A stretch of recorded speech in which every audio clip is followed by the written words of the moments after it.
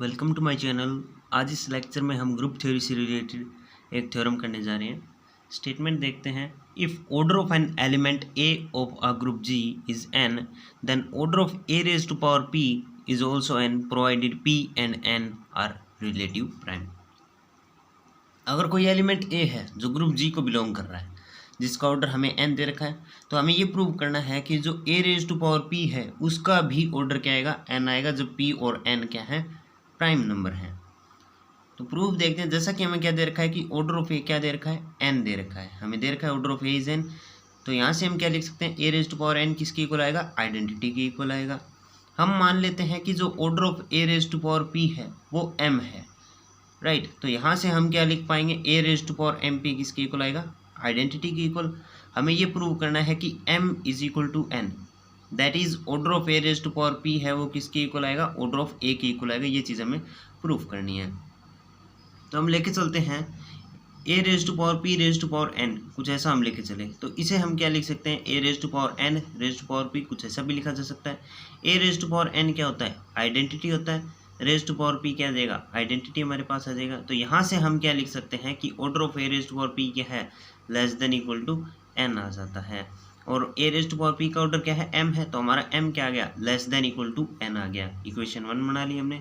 अब second condition हमें ये दे रखी है कि जो पी और एन है वो रिलेटिव प्राइम है। पी और एन रिलेटिव प्राइम है, दैट मीन्स उनका जो कॉमन डिवाइजर होगा वो 1 होगा। दैट मीन्स जैसे कि दो नंबर है, एक नंबर 5 है और एक नंबर 7 है, तो ये दोनों रिलेटिव प्राइम है क्योंकि इनका जो गिवन कॉमन डिवीजर है वो क्या 1 है। सिर्फ अकेला 1 ही एक ऐसा नंबर है जो इन दोनों को डिवाइड करे और कोई नंबर नहीं है, तो ये एक दूसरे के साथ में रिलेटिवली प्राइम है। अगर ये कंडीशन हो कि गिवन कॉमन डिवीजर 1 है, in that case there exist integer x and y such that p x plus में क्या y p x plus n y is equal to 1, ये हमारी कंडीशन सेटिस्फाई होगी। अगर p और n रिलेटिव प्राइम है और उनका गिवन कॉमन डिवीजर 1 है, तो वो हमारी इस कंडीशन को सेटिस्फाई करेंगे, that p x plus n y is equal to 1। ये हमारी कंडीशन होती है, इसे सेटिस्फाई करेंगे। तो इसे a की पावर में ले आएंगे, दोनों तरफ a की पावर में ले आएंगे, तो a रेज टू पावर 1 आएगा यहाँ से, और यहाँ से a raise to power p x plus में एन वाई आएगा।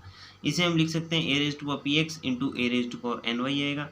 ये क्या आ जाएगा, a raise to power p x. इससे हम क्या लिख पाएंगे, a raise to power n raise to power y, कुछ ऐसा लिखा जा सकता है। A raise to power n identity के इक्वल होता है, उसकी पावर वाई, तो क्या आ जाएगा, आइडेंटिटी की पावर वाई आइडेंटिटी रहेगा, इसके साथ मल्टीप्लाई करेगा तो हमारे पास आ गया a raise to power p x. तो हमारे पास क्या आ गया, ए रेज टू पावर 1 है वो किसके इक्वल आ गया, a raise to power p x के इक्वल हमारे पास में आ गया है। अब हम क्या कर देते हैं, दोनों तरफ पावर m कर दी, तो a raise to power 1 raise to power m अपने पास is equal to a raise to power p x raise to power m आ गया। इसे हम क्या लिख सकते हैं, a raise to power m p x लिखा जा सकता है। इसे हम कुछ ऐसा लिख सकते हैं, a raise to power m p into में एक्स लिख सकते हैं। अब ये जो हमने पीछे निकाला है कि a raise to power m p किसके इक्वल होता है, आइडेंटिटी के इक्वल, तो ये वैल्यू अगर हमने यहाँ पर पुट कर दी तो हमारे पास आएगा a raise to power 1 raise to power m is equal to identity raise to power x आ जाएगा। तो ये क्या आ गया, आइडेंटिटी आ गया। यहाँ से हम क्या लिख सकते हैं कि जो ऑर्डर ऑफ ए है वो लेस देन इक्वल टू किससे आ गया, एम से ही आ गया। ऑर्डर ऑफ ए क्या है, एन है, दैट मीन्स हमारा एन है वो लेस देन इक्वल टू आ गया एम से।